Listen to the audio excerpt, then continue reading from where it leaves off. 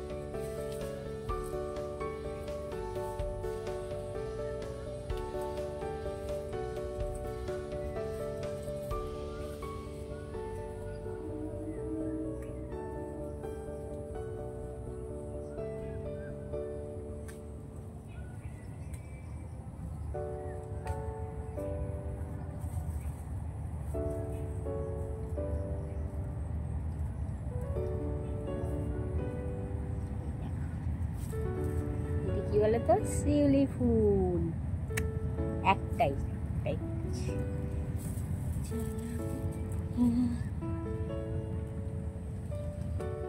তো আমরা অনুষ্ঠান বাড়ি থেকে চলে এসেছি আর এখন আমরা মেকআপে বসছি। যদিও তোমাদেরকে আমি আগের ভিডিওতে বলেছিলাম যে আমরা কেন আছি বাপের বাড়িতে, কিসের জন্য আছি, সেটা তোমাদেরকে তখনই বলা হয়নি। তো এখন আমি তোমাদেরকে বলে দিচ্ছি। আমরা একটা শর্ট ভিডিওর মানে ইউটিউব চ্যানেল একটা খুলেছি, যেখানে আমরা নিত্য নতুন ভগবানের স্বরূপ কিংবা সব কিছু, শুধু যে ভগবান তা না, আমরা মা কালী সমস্ত দেবদেবী আমরা এখানে তুলে ধরব। তো জানি না কতটুকু কি ভালো হবে, কিংবা আমরা অনেকটা আশা করব, চেষ্টা রাখছি যে নিত্য নতুন অনেক ভালো ভালো ভিডিও দেওয়ার জন্য।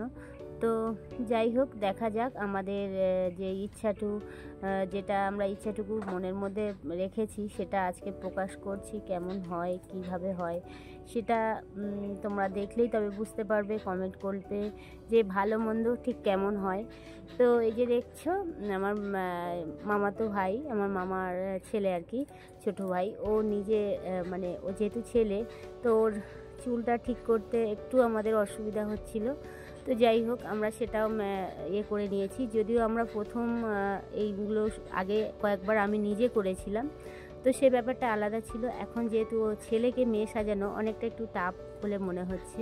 তো যাই হোক, শেষমেশ আমাদের মেকআপ কিংবা আমাদের চুলের যে এগুলো সব কিছু কমপ্লিট করতে পেরেছি আগের থেকে অনেকটা প্রায়। তো দেখা যাক, আমরা সেভাবে কিন্তু খুব বেশি প্রস্তুতি নিতেও পারিনি, তবে অল্পের মধ্যে যেটুকুন আমরা চাইছি যেটা তুলে ধরার জন্য। তো দেখা যাক কতটা কি হয়।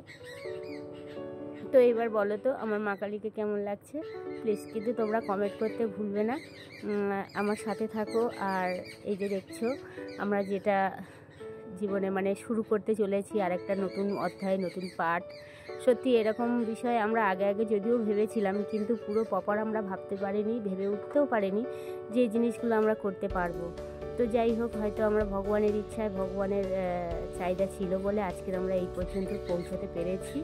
তো দেখা যাক কতটা কি করতে পারি। আশা তো অনেক রেখেছি, তোমাদের নিত্য নতুন জিনিস প্রেজেন্ট করব, কিন্তু কতটা কি করতে পারবো সেটা জানি না। তবে দেখা যাক কতটা কি করতে পারি। আর এই যে দেখো আমার কালী ঠাকুর কত সুন্দর হাসছে, ও তো সারাদিন মুখ ভরা হাসি, আর একদম তোমরা কিন্তু বুঝতেই পারবে না যে ও মেয়ে কি ছেলে।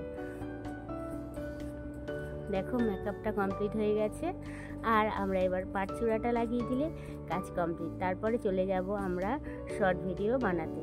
যদিও এখানে আমরা কজন করছি, আমার দিদাকে সাথে নিয়েছি, আর আমিও সাথে আছি, প্লাস আমার বোনপো তো আছেই। তো এই যে দেখো আমাদের শর্ট ভিডিও কমপ্লিট হয়ে গেছিলো, আর এখন আমাদের প্রফুসোনাকে আরতি হবে।